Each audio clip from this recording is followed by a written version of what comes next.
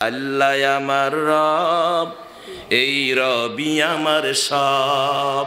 ঠিক ঠিক। আল্লাহ আমার রব, এই রবি আমার সব।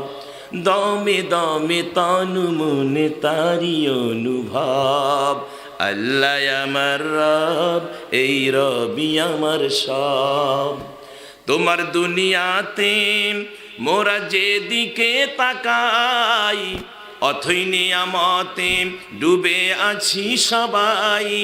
পাখ পাখালির গানে, বলেন বলেন, পাখ পাখালির গানে শুনি তসবিহ কলরব। আল্লাহ আমার রব, এই রবি আমার সব। আল্লাহ আমার রব, এই রবি আমার সব। যে আল্লাহ আমাদের রব আর তিনি আমাদের কি সব। কেন তিনি আমাদের রব, তিনি আমাদের সব কেন? দেখেন তার কত দয়া। কেন প্রশংসা করব? হ্যাঁ, প্রশংসাটা কেন করব? দুটা কান দিছে না,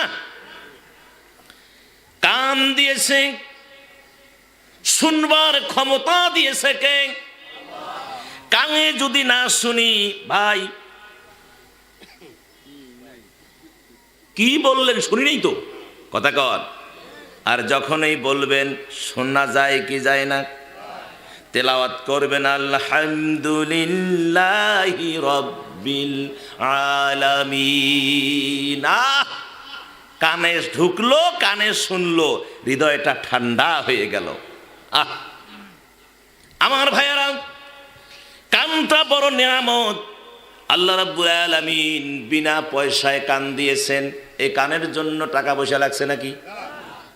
দুইটা চোখ, যাদের চোখ নাই তারা বোঝে চোখ কত মূল্যবান।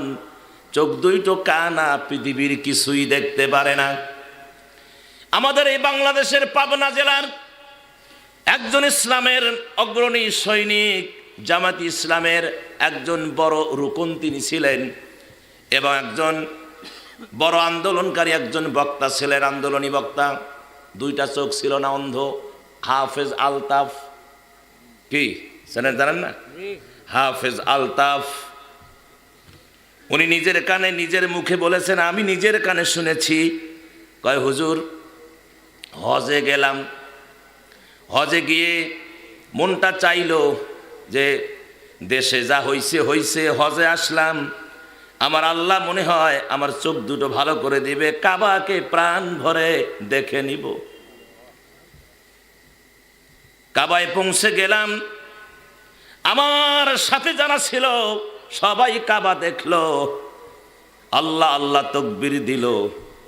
আমার কাছে এসে বলল, হুজুর ওই যে কাবা। কয় আমি তো দেখি না। এত খারাপ লাগলো, চোখে পানি এসে গেল। কয় হুজুর, মদিনায় গেলাম, যে মানুষটির গুণগান সারা জীবন গাইলাম, মনটা চাইছিল যে রসুলের রওজাটা প্রাণ ভরে দেখব, সৌভাগ্য হলো না। কি কষ্ট। তাহলে যারা অন্ধ কানা, যারা, তারাই বোঝে চোখের কত মূল্য। আর আল্লাহ আমাদের সেই চোখ দিয়েছেন। সুবহানাল্লাহ। কেন আপনি প্রশংসা করবেন না? কেন করবেন না? হয় কি কারণে করবেন না প্রশংসা? এত বড় কলিজা আপনার। হ্যাঁ হ্যাঁ, দুইটা ঠোঁট বিশিষ্ট একটা মুখ দিলেন। আল্লাহ ইচ্ছা করলে অন্যান্য আরো অনেকে আছে ঠোঁট ফাটা, ঠোঁট কাটা, কথা করলে জ্ঞান জ্ঞান জ্ঞান জ্ঞান শোনা যায়।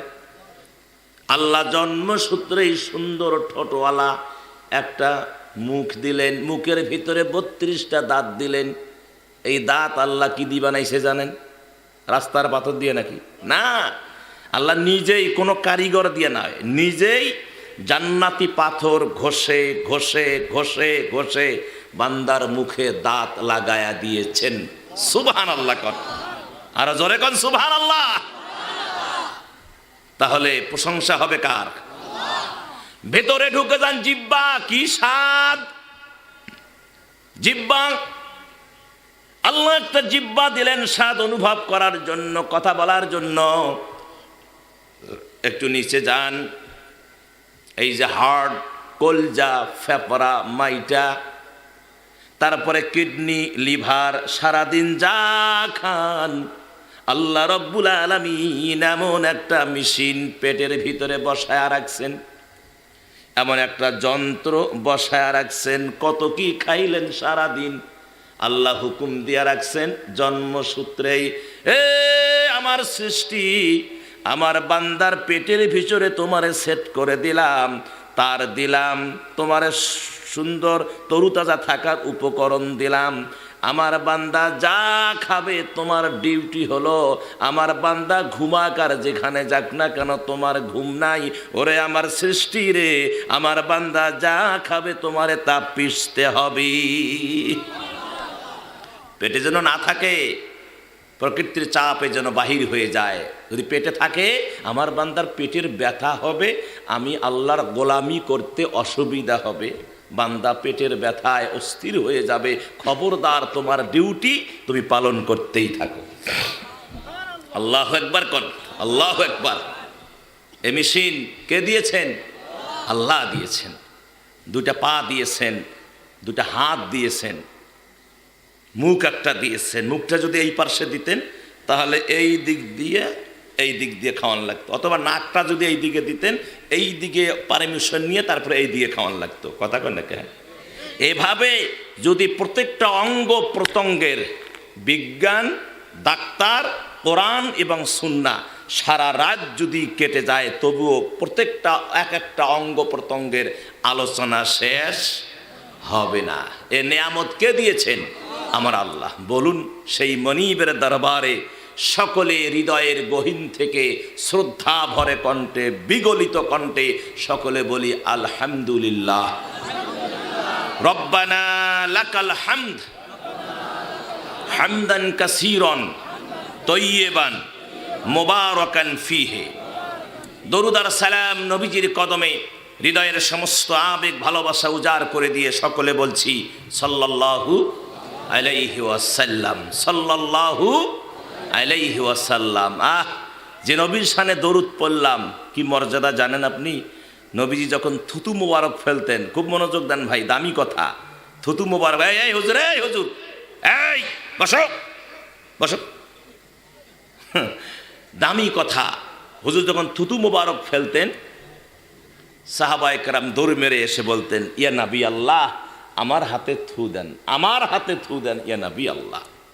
স্পষ্ট হাদিস। নবীজি যখন থুতু মোবারক ফেললেন, সাহাবীদের হাতে নয়, ফেলতে গিয়ে যে সাহাবী হাত আগায়া দিয়ে থুতু মোবারক হাতে নিলেন, হাতে নিয়ে এভাবে, শোনো যেভাবে আমরা মাকি, এভাবে ঘষলেন, মুখের উপরে মালিশ করলেন। সুবহানাল্লাহ কোন। পার্শ্বের সাহাবীকে ডাক দিয়া বলেন, সাহাবী ভাই আমার, আমি যদি মরে যাই, কবরে ঘুমাবো, জাহান্নামের আগুনের ক্ষমতা নাই আমার মুখটা জ্বালিয়ে দিতে পারে। যে নবীর থুতু মুবারক মুখের মধ্যে মেখে নিয়েছি, জাহান্নামের আগুন আমার মুখের জন্য হারাম হয়ে গেছি। সেই নবীর উম্মত। আমাদের একটা কোয়ালিটি আছে রে ভাই, আমাদের একটা সম্মান আছে, আমাদের একটা ইজ্জত আছে। এই জামানার নবীর উম্মতের, আমার নবীর উম্মতের, আমাদের নবীজির একজন খাঁটি উম্মতের মর্যাদা অন্যান্য নবীর চাইতেও অনেক বেশি। বিশ্বাস হয় না? না বিশ্বাস হয় না? আমার ভাইয়েরা, বিশ্বাসটা না হয় একটা রেওয়াত খালি শুনে নেন। ঈসা আলাইহিস সালাতু ওয়াস সালাম, তিনাকে আল্লাহ উঠিয়ে নিয়েছেন আসমানে, ঠিক কিনা? তিনি যখন আসবেন, আল্লাহ সিঁড়ি, জান্নাতি সিঁড়ি বেয়ে কাবা শরীফের ছাদে নামায়া দিবেন ঈসা নবীকে। কাবা শরীফের কি ছাদে উনি নামবেন, এমন সময় নামবেন তখন আসরের নামাজের সময় হবে। মুয়াজ্জিন আযান দিয়েছে আসরের নামাজ, ওই সময় মেহেদি কি, ওই সময় কে থাকবেন? মেহেদি। হ্যাঁ, উনিও তখন ওই আজান হলে, সময় হলে উনি নামাজ পড়ান। কিন্তু ঈসা নবী যখন আসরের নামাজের সময় আসলেন, মেহেদি কিন্তু সামনে গেছে নামাজ পড়ার জন্য, কিন্তু ঈসা নবীকে দেখে চিনতে পেরেছেন ইনি তো নবী। তার সম্মানে তিনি পেছনে ব্যাক করলেন, ওনাকে সামনে আগায়া দিচ্ছেন। উনি বললেন যে আমি সামনে যাব না, তার কারণ এই জামানার নবীর একজন খাঁটি উম্মতের মর্যাদা সেই জামানার নবীদের চাইতেও অনেক বেশি। আমি এখন নবী না, আমি এই জামানার নবীর উম্মত। ঈসা আলাইহিস সালাম তিনি নবী হয়ে আসবেন না, ওই সময় তিনি হবেন আমার নবীর উম্মত হয়ে পৃথিবীতে নেমে আসবেন। সুবহানাল্লাহ করেন। তাহলে বোঝা গেল এই জামানার নবীর উম্মতের মর্যাদা আছে না নাই? জোরে কোন আছে না নাই? সেই নবীর উম্মতের সেই উম্মত যদি আজকে সুদ খায়, সেই এখানে তো সুদের কোনো গোষ্ঠী নেই, কোনো কারবার আল্লাহর রহমতে এই বিরামপুরে তো নাই। যে কয়টা ছিল পালাইছে নাকি? হ্যাঁ, সেই নবীর উম্মত যদি সুদ খায়, সেই নবীর উম্মত যদি ঘুষ খায়, সেই নবীর উম্মত যদি জিনা করে, ব্যভিচার করে, সমাজে নষ্টামি করে, অন্যায় করে, মানুষের জমির মধ্যে বেদখল করে, হাল দেয়, মানুষের জমির ধান কেটে আনে, মানুষের শীত কাটে, গরু নিয়ে এসে জব করে খায়, অন্যায় করে, বিধবাকে ঠগায়, ইতিমকে ঠগায়, তাহলে এই দুঃখ কোথায় রাখবো? কথা কন ঠিক কিনা? এই নবীর উম্মতের চরিত্র এটা হতে পারে না। এই নবীর উম্মতের চরিত্র হবে আমার ভাইয়েরা জান্নাতি চরিত্র। তার চেহারা দেখলে, আচার আচরণ দেখলে, আপনি দেখেন আমার নবী ছোট্টবেলায় কাফেরেরা হুজুরের আচরণ, হুজুরের সত্যবাদিতা দেখে কাফেরেরা আল আমিন উপাধি দিয়েছিল। কথা কন ঠিক কিনা? আর আমাদেরকে শয়তানও বললেও বলে কম হয়, এমন আচরণ আমাদের। শয়তান কয় আমি রিটায়ার্ড, আমার আর দরকার নাই, এরাই যথেষ্ট। কথা বলেন, যদি এটাই না হতো, এটাই যদি না হতো, বাংলাদেশের এতগুলা টাকা চুরি হইলে টাকা তো বোধহয় পাখা হয়ে হয়ে বিদেশে গেছে। হ্যাঁ হ্যাঁ, মানে ব্যাংকত থেকে পাকা হয়ে জেনে নিয়ে গেছে গো। ওই যে দরবেশ তাবিজ কবজ করিয়ে জেনের মাধ্যমে টাকা নিয়ে গেছে। এই